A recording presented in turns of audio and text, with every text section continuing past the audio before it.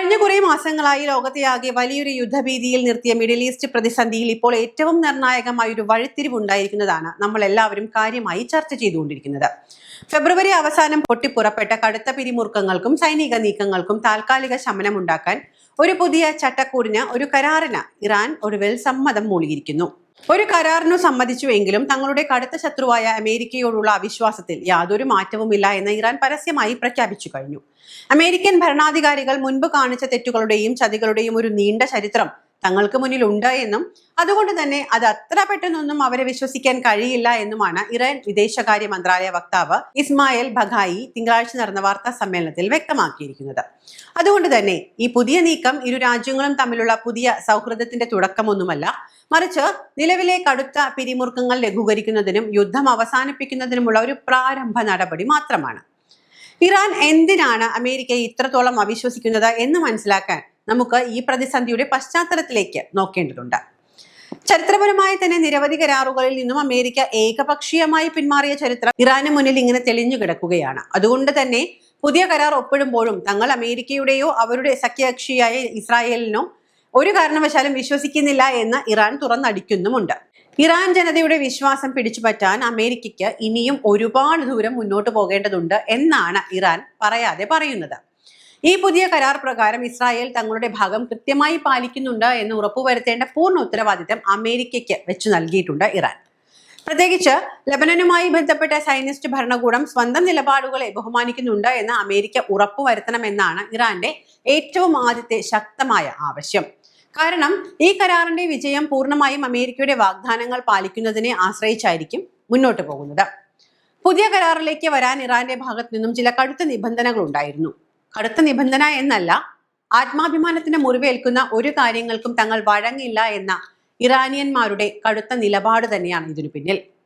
ഒരു തെറ്റും അവരെ പറയാനില്ല. കാരണം മറ്റു രാജ്യങ്ങളിലേക്ക് അവർ കടന്നു കയറാൻ ശ്രമിച്ചിട്ടില്ല. സ്വന്തം രാജ്യത്തിലേക്ക്, സ്വന്തം മണ്ണിലേക്ക്, സ്വന്തം രാജ്യത്തിന്റെ തീരുമാനങ്ങളിലേക്ക്, നീതിയിലേക്ക് കടന്നു കയറാൻ ഒരു രാജ്യത്തിന്റെ തലവനും ശ്രമിക്കേണ്ട എന്ന് മാത്രമേ ഇറാൻ അന്നും ഇന്നും പറയുന്നുള്ളൂ.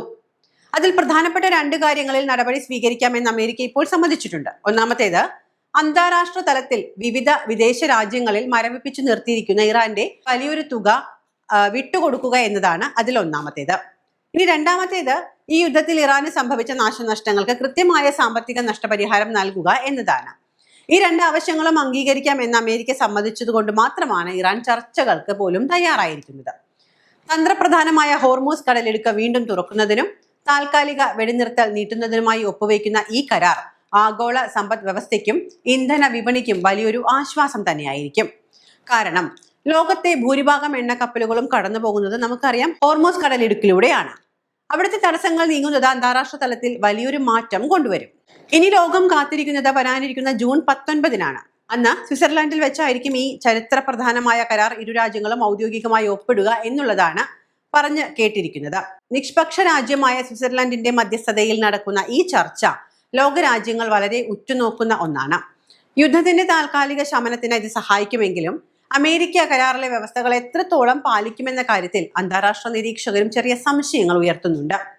പ്രത്യേകിച്ചും ട്രംപാണ് ഭരണാധികാരിയെങ്കിൽ ഒന്നും ആലോചിക്കേണ്ടതില്ല, നാളെ ഇത് മാറ്റി പറയും. ഒരിക്കൽ പോലും വാക്കിന് ഒരു വില നൽകാത്ത, ഒരു വ്യവസ്ഥയില്ലാത്ത മനുഷ്യനാണ് ഡൊണാൾഡ് ട്രംപ്, പറയാതിരിക്കാൻ തരമില്ല.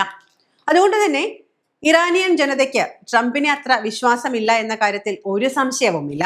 ചുരുക്കത്തിൽ മിഡിൽ ഈസ്റ്റിൽ ഒരു താൽക്കാലിക സമാധാനത്തിനുള്ള വഴി തുറക്കുന്നുണ്ട് എങ്കിലും അമേരിക്കയും ഇറാനും തമ്മിലുള്ള ദശാബ്ദങ്ങൾ പഴക്കമുള്ള ആഴത്തിലുള്ള രാഷ്ട്രീയ വിദ്വേഷങ്ങളും അവിശ്വാസങ്ങളും അത്ര പെട്ടെന്നൊന്നും അവസാനിക്കില്ല എന്ന് ഈ സംഭവങ്ങൾ വ്യക്തമാക്കുന്നുണ്ട്. എന്തൊക്കെയായാലും യുദ്ധക്കെടുതികൾ അനുഭവിക്കുന്ന ഒരു ജനതയ്ക്കും ആഗോള സമ്പദ് വ്യവസ്ഥയ്ക്കും ലോകരാജ്യങ്ങൾക്കും ഈ വെടിനിർത്തൽ കരാർ വലിയൊരു ആശ്വാസമാണ് നൽകുന്നത്.